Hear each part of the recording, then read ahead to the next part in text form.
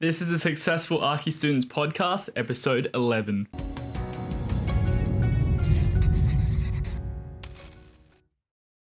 Hey guys, welcome to episode 11 today. This is a really special episode and I'm really fired up right now as I just got off a video call with Andrew MacDonald. He's one of the most generous and genuine guys I know, despite just meeting him. And he's an amazing speaker as well, and he definitely knows what he's talking about. In today's episode, I talk with him about his unconventional way of getting into architecture and how he's using UX design and UI design to act as a bridge to get him to his end goal of being an architect. Although he'll also discuss how along the way he's strayed away from that end goal of being an architect and how he's just picking it up as he goes, I guess.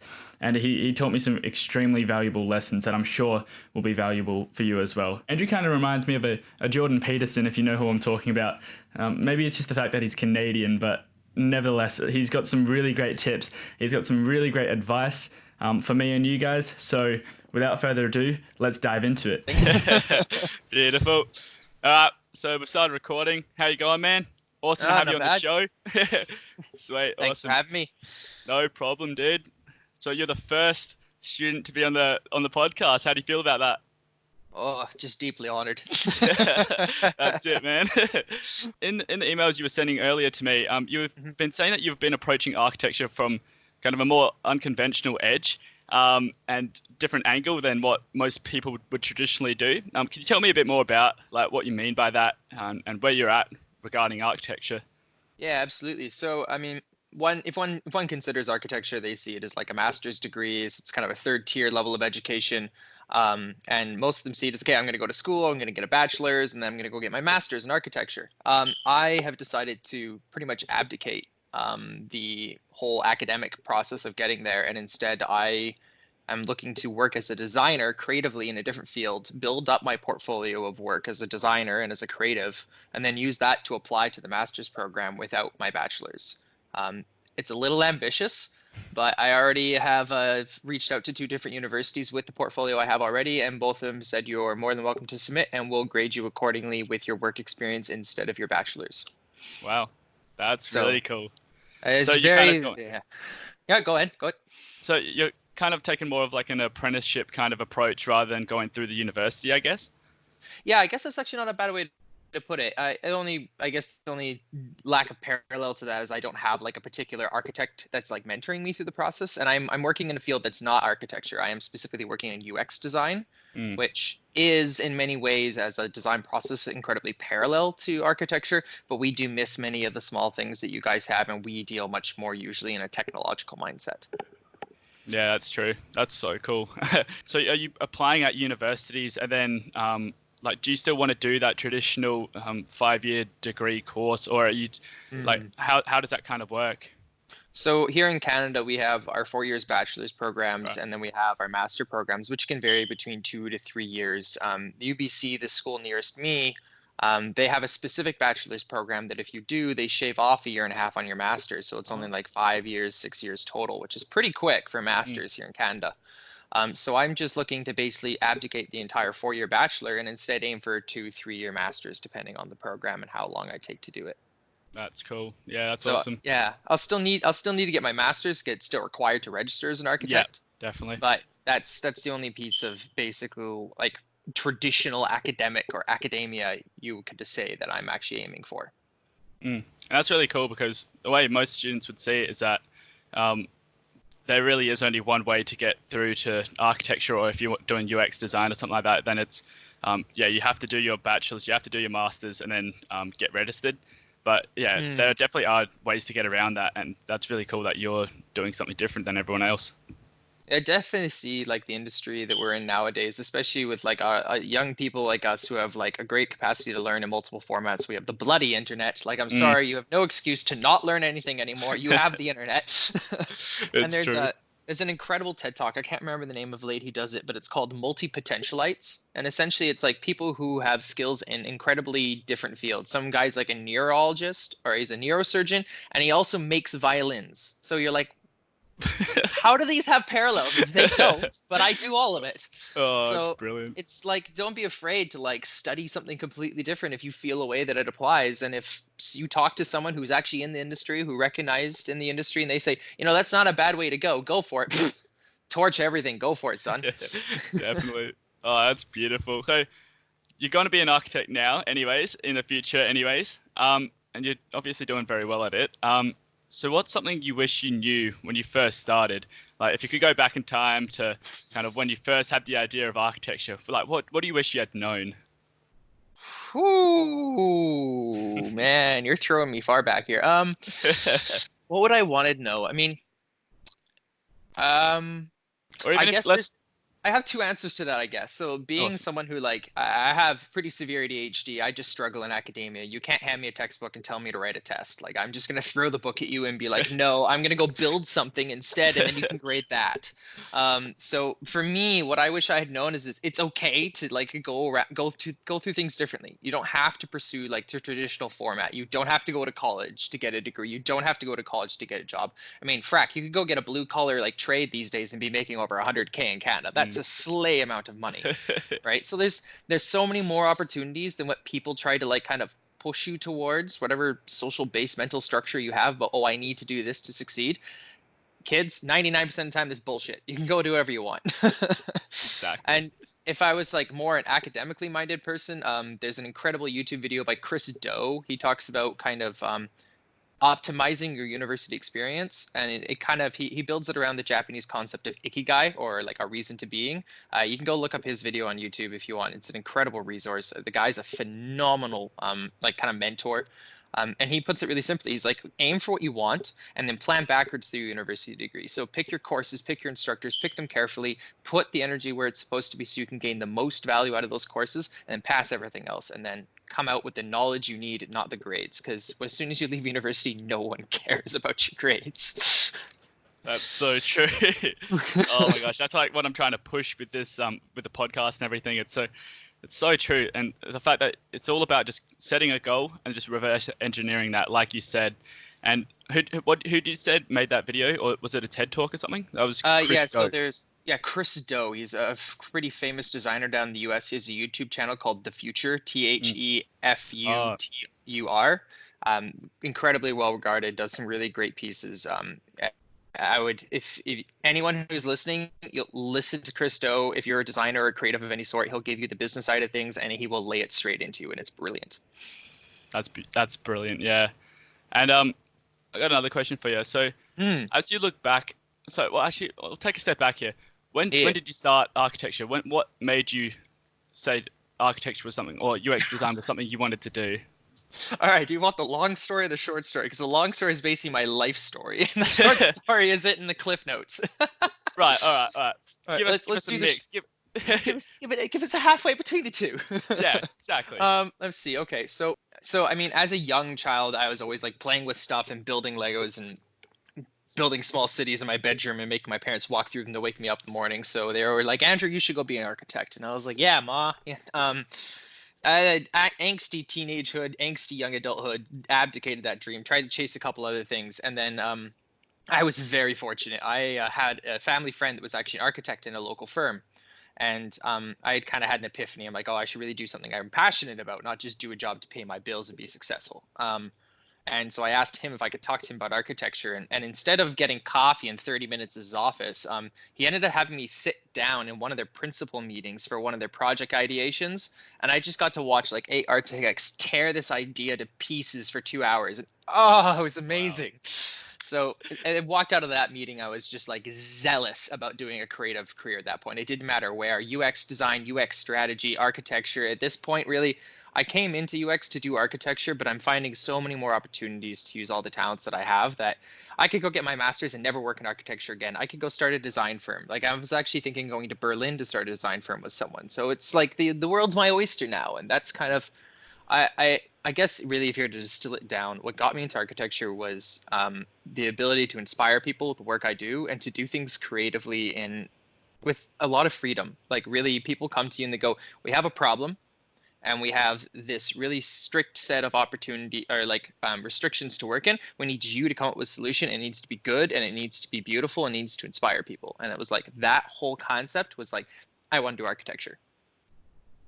That is fantastic. Wow, it's so good that you've just got like a whole backed up story for it, because that's what's going to drive you. And it sounds so good just to hear you speak as passionately as you are about it as well. That's amazing, man.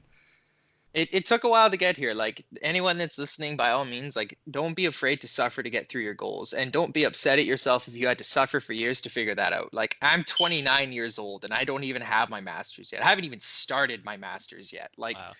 you're never too young to reinvent the wheel. You're never too young to like do what you really are passionate about. So if you're like 4 years into your bachelor's and I hate this, turn around and go do something new. Like, do whatever you want. Do what makes you happy and passionate, because Alan Watts, an incredible philosopher, puts this really beautifully. And he's like, it is far better to live a very short life full of the things you love than to live a long life of suffering and doing things that you hate. And I was that just like railed me. And I was like, okay, fuck everything else. I'm going to go to architecture. Yeah, that is so good, man. Like, yeah, never too old. That's it. That's so true. Oh my gosh. And yeah, everyone's thinking 25 years old, they got to have their life sorted out, but that's entirely not true. No, I'm sorry. If you have a really good idea of what you're doing at 25, you are ahead of the curve. Yeah. Oh, by the time you're 40, you're not even halfway through your life. And that's just something that's people have lost perspective on, I reckon. It's crazy. Yeah. I mean, the context that we've lived our lives in is what our parents told us, right? And our parents were born in a generation where they're like, their grandparents, like, their life expectancy was in their 60s, right? And theirs is supposed to be deep in their 70s. We're like deep into our 80s. Like, it's expected that the majority of us are going to live into our 90s easily with the medical tech that's coming out in the next 3 decades, right? So you're 20 years old. You are less than a quarter through your life. You have so much time. Get out there and do whatever makes you happy, man. Oh yeah. That's such a good message for everyone else listening as well. I think probably the majority of the fan base listening to the podcast is all first-year architecture students fresh out of high school, though, and they're all thinking, I've got to have it all sorted out before I graduate high school." And yeah, it's so not true. Yeah, no, I mean, it's really unfortunate, but like, honestly, like, it's great to, if if you're really passionate about something, then just chase that. It doesn't have you don't have to know that that's what you want to do. Like, I'm sorry, your life can change all the time, right? There's an incredible book that I tell pretty much anyone who's like, I'm not sure exactly what to do with my life, and I'm like, okay, then you need to read this book, and it's called Designing Your Life. And it's an incredible piece of work by a pair of Stanford professors that basically came up with this concept of using design thinking to align and like plan out your own life, but not even really plan it. Just kind of like get some rough points of reference, be like, all right, well, that sounds a really cool thing. I like doing that. Let's go do that for the rest of my life. And then you just adapt and change it as you go along. You could be in architecture school, could come out in like 2-3 years and be like, this is fun, but I heard about this other thing. Right. And then you like run off in that direction, and then using what you learned, you become a master in something else. And then your life just turns into some complete other pile of nonsense you couldn't have tried or like even thought about writing a book about if you did. You just went with it and you were happy, and that's what matters in the end. That's so true. Oh my gosh. That's amazing messages already. Wow. I'm a pretty existential person, so Oh yeah. You definitely know what you're talking about, man. Like, it's incredible the fact that you've just got so much back knowledge as well about what you're talking about. It's really good. It's really refreshing to hear from you. So that's awesome, man. You're far too sweet. All right, man. Yeah, So what else do you have? as you look back over the years of the many years you've spent from the point you were a child playing with Legos to where you are now, studying UX design, getting into your architecture stuff, what do you think has been the most challenging thing for you? That's a tricky one for a couple regards, just because like kind of the things that I've struggled through to get here are each kind of their own epiphany in their own way. But I would say like probably the more universal ones are it's okay to suck. And generally it's a really good thing if you suck at something, because that means you can only get really good at it. Because generally if you suck at something, that means you've started really far down, so you only have up to go, and it means you get to learn all those lessons along the way that you get to keep using as you go forward. So if you like something and you suck at it, that's okay.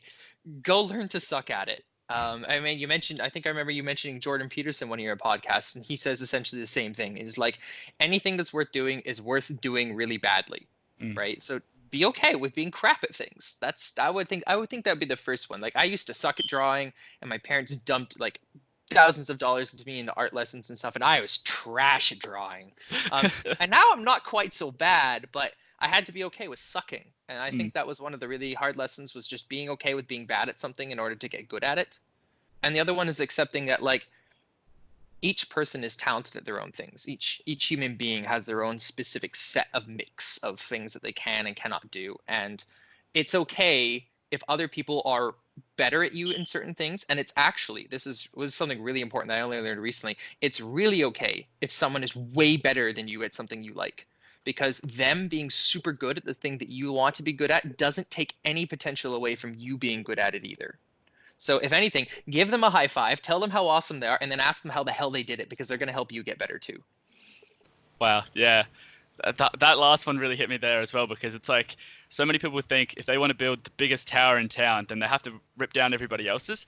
But it's the exact opposite. You can keep building up your tower, and it's not going to affect anybody else, or they're not going to affect you building up your own tower.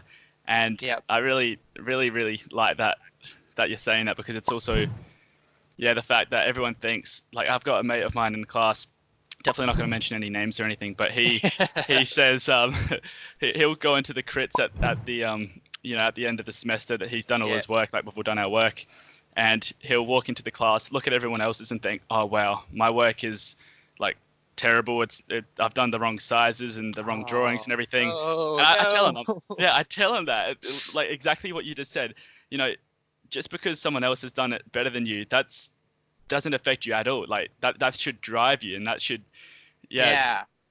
yeah, It should encourage you to the potential of what can be done because you can exactly. see the work that they're doing. And like, wow, that was so cool. How did you do that? Like, that's the first thing I ask myself now is when I see something that makes me feel jealous or I get that like kind of the envy in me, the immediate thing I go, okay, well then I have to ask them how they did it. I don't want Mm. to be upset about that they did it. I want to find out how so I can learn.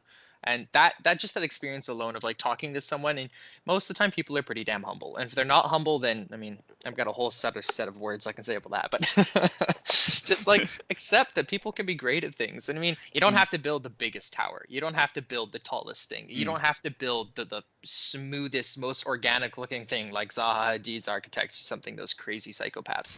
God bless them. But like find your niche, find your good. Some people are incredible at playing with light. There's that what is that architect turned artist? Have you seen the Abstract series on Netflix? Yeah, you think of Yeah, James Turrell, I or think no. There's a particular guy in there, and his whole episode is about him basically playing with light in space. And he does a whole bunch of work. He did that famous oh, I'm blanking on everything right now. He does a really famous building which kind of has this like glass like cube facade and then this like mirrored surface that looks like you're in the inside of a glacier. oh, I know what you're talking Yeah. about as well. Yeah. Yeah, so like that guy, like he's so good at playing with light, and they're not big, massive buildings, but when you go inside, the way the light is structured to play in the space, you're just like, yo, okay, hold on, who did this, right? So architecture is so beautiful because you have so many different things you can play with. You can play with the sound in the building. Mm. Like how many people have actually walked in, like looked at their design and be like, how can I dick around with the sound in here? Mm. How can I make your experience of hearing where you are different? Right? You have all of the elements in your palms. Do what you want with them. I love that. Oh my gosh. Yeah, that's so true. Like just so many different aspects that you can play with, and if you're an imaginative person or you're creative, then the world is your limit. Like there's no limitations to what you can do, and that's why I love architecture, and I guess that's why you love it as well. Oh yeah, I mean, my biggest thing about it is like the reason I actually picked UX design specifically was because UX is about the interaction between man and technology, specifically, right? Or about the experience, right? And the frontier of experience now is technology. It's digital. It's VR, AR, interfacing, all that jazz. Can you guys imagine what we're going to be able to do when we begin integrating technology directly into the building itself? Wow. Like I walk up to an elevator and there's no button. And I'm like, oh wait, maybe if I swipe it like I do on my phone, you swipe up and then the elevator opens up to go up. Like things like that. Like how much of us started thinking of things like this we can begin doing with our technology and our buildings, right? That is what blows my mind. And I'm like, I want to dick around with that. I was actually talking about that in one of my last episodes, and someone asked me in the FAQ episode what my what my take on the future of design and where that was heading, and it got me thinking about AR and VR and like voice recognition, all this, Oh and yeah. it's crazy to think about that stuff. But actually, I want to kind of like put that question on you. Like, where do you see Hmm. like the future of technology, and Uh, how do you think it's going to change the way we design?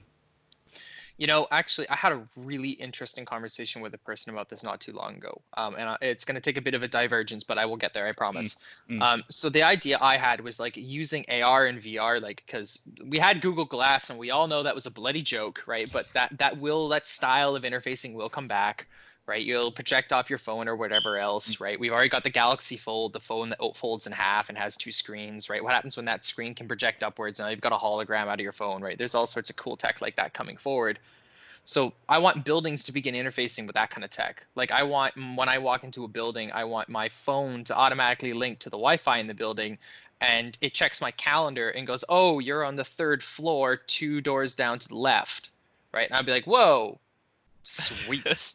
Right? And I just head off to my appointment. Like I don't have to like worry about anything. I interact with the building. The building and me have a conversation. We have an experience together, right? Now, VR and AR are where things are gonna get fun with that, right? Because they could walk into a building and be like, "Oh, there's nothing on these walls. Oh, right, I've got my thingy. Put your thingy on your eye, and all of a sudden, there's like signs everywhere telling you where to go, but you get to retain that like super clean aesthetic for the building mm, because it's all digital now, right? Not unlike Altered Carbon, the first episode of there, the guy puts on some kind of eye thing, and just like the whole city erupts in color, and you're like, "Oh, wow. right," because everything's digital now. So I see a lot of potential there. I mean, VR obviously as architects, we can build our designs in VR and then have people walk through our Mm, buildings before we build them, right? Like we don't just have to build models; we can build actual interactable buildings that you can play around in, right? That's going to be a really big frontier. Um, but the conversation I had that really challenged me on this was I was talking to this woman and I mentioned this idea to her, and she's like, "Why would you do that?" I was like, wait, what? What? I would not, right? She's like, you're taking away human interaction. And I blew my mind because I was like, oh, yeah, mm, there's like no receptionist there anymore. I don't have to ask anyone for directions. There's not a concierge. There's not a doorman. There's not a receptionist. Like all of this human interactivity that would have been there has been stripped away and technology has been put in its place. And that was a really huge challenge. I was like, yeah, because as an architect, I should be really concerned about sociology. I should be mm. really concerned about ensuring that humans remain human. And by adding technology, I'm taking away some humanity. So how do I balance that back? And that was what was like the big question is like, yeah, there's some really cool technological opportunities and we need to be paying a lot of attention to it and you need to be learning as much as you can. If you guys are in architecture and you're studying and you're not trying to learn about VR and AR, you are behind the curve. Like no questions about that. Go to VR AR conferences. Like that's a big one too. Go to conferences. Go to conferences. Go to design conferences. Go to technology conferences. Go to these things. Listen, talk to people, network. That's your future. But then remember that every time you add something, remember what you're taking away. Because as an architect, your job is about equilibrium and balance. And by building buildings, we build structures and experiences for people. And we have to understand what we're doing and taking from these people at the same time. Yeah, definitely That there. was, yeah, that was a mouthful. Oh yeah, oh yeah. So many great points there as well, though. And you talk about networking and going to conferences and stuff. Oh yeah. How do you find like someone who's just getting into architecture? Say they're going into their first year of architecture. Mm. How do they expose themselves to these kind of things, and how do they reach out to other people and go to these conferences? Is there a way to? Hmm. So I guess the first thing would don't be afraid. Don't be afraid of being new. Again, like it kind of goes back to like don't be afraid of being bad at something, Mm, right? You're new. You're first year in architecture. No one expects you to actually have a flushed out like design and a crit with glowing praise. I'm sorry. That's not happening and everyone knows you suck and they love it. It's okay. Right? um, but I think that's the first thing is not being afraid, right? And if you're a more introverted person, find someone in your class or someone who you're friends with who's into the same kind of thing as you, who's more extroverted, and then just kind of latch onto them like a piggyback ride and just go along with them, right? It's a huge help. I do that for a bunch of my more introverted friends. I went down to Seattle Interactive last year in November, a conference down in Seattle about technology and design. And I was carrying around a couple introverted friends basically because I'm just a flaming ball of fusion, like socialization, right? So they were just like, okay, we're just gonna come along with you now. So yeah, you use your friends, use your resources to like do better. But the biggest thing is don't be afraid and get out there, get into them, right? Don't be afraid to message people on LinkedIn who are in your field, right? You would be shocked how willing more senior people generally are to help you. Like, yeah, there's some duds. I've run into a couple. I've run into people who I'll just basically never talk to again because you're rude. This is not how you treat someone new in your field, right? But you will meet people who care a lot about passing on their experience, right? And when a young person comes to them hungry to like learn and has taken that ambitious step to say, hey, I suck, I want to learn more, can you help me? That's it. People love hearing that. Like, it's not a bad thing to say to someone, hey, I kind of have no idea what I'm talking about, but I'm super passionate about this, can you help me? Like, at the worst, they'll be like, go read a book. And it's like, okay, can you suggest a book for me? And then bang, you've now got a great book to read. Oh no, boo-hoo, right? Like, don't be afraid to go out and do these things. Conferences are freaking expensive, but I know some schools will actually help their students go to conferences with cost. So look at that, right? A lot of conferences have cheaper student tickets, right? Like Seattle Interactive was $400 less for the ticket as a student. That's a big chunk of change to save, right? That basically paid for the rest of my trip, right? So go to these things, network, talk to people. Don't be afraid to just walk up to someone and be like, hi. Like, it starts with hi. You don't need much more than that, trust me. So true, so true. Wow. And when I first started, when I was in my first year as well, like I was exactly like that. I was on the opposite of what you're saying. I was afraid of no, and I went to one firm down my like the first firm that is in my vicinity, I guess. And I went there and I handed in my resume and I said, if there's anything I can do, I'm happy to work for free. And they said, they pretty much turned me away and said, we're only looking for 4th and 5th year students. And as much as that destroyed me in that moment, being told no was probably like the best thing, because then I tried another 4 or 5 times at other firms. Yeah. And in the end, I ended up meeting one of those older directors at a firm who was completely about helping and mentoring younger people. And if I just went to that first firm and even if I got in, it wouldn't have been the best experience for me. But being told no is probably one of the best things that can happen, I would say. Absolutely. I mean, being told no doesn't mean that you suck. Definitely. Right? It doesn't mean that you're bad. It doesn't mean that you don't have a future. It just means that your intent and goals don't align with those other people's intents and goals. That doesn't take anything away from you. It just means that you two aren't aligned. That's okay. There's 8 billion people on Earth. You're not going to align with a lot of them. That's perfectly fine. Go find people that you do. Yeah, so right? true. All right. I'm going to hit you up with a bit of a fire round. Just a couple short questions. So who is your favorite architect? Zaha Hadid. The late Zaha Hadid, but like, oh God, her work just inspires me every single time I see it. No questions asked. And her firm has done an amazing job of continuing her work. Yeah, of course. And what would be your favorite building then?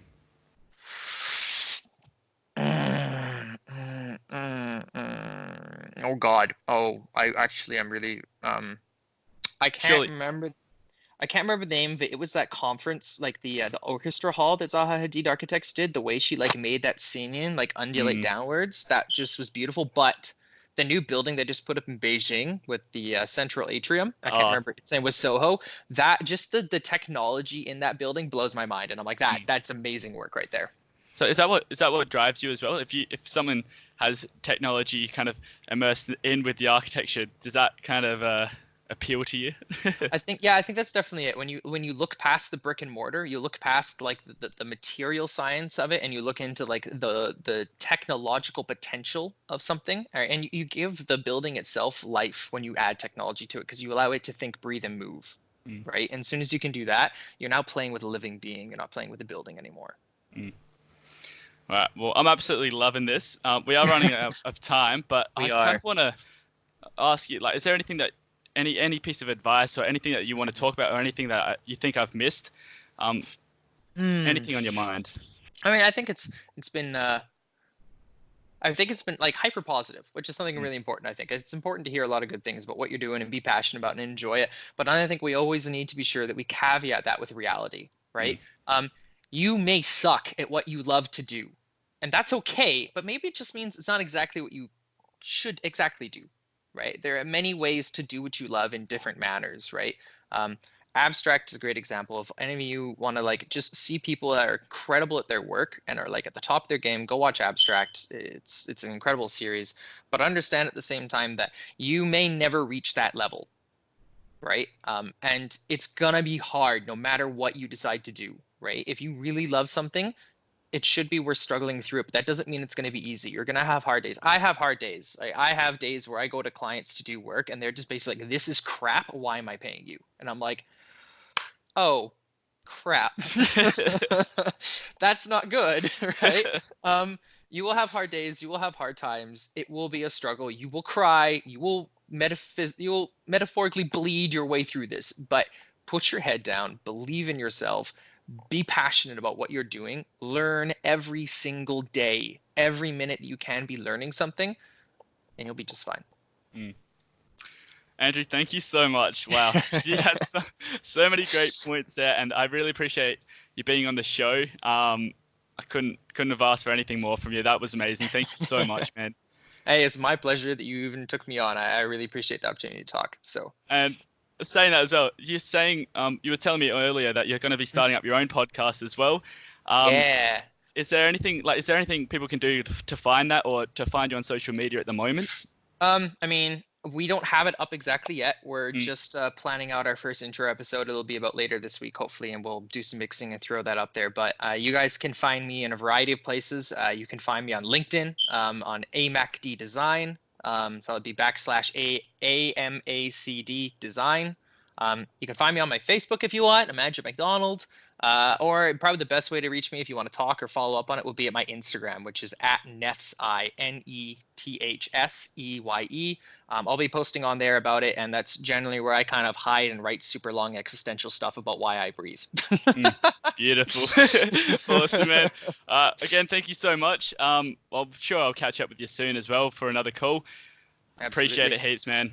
It was my pleasure. And hey, Kyle, you're doing great work. Be proud of yourself. Oh, thank you so much. Take care, Andrew. Flight safe, friend.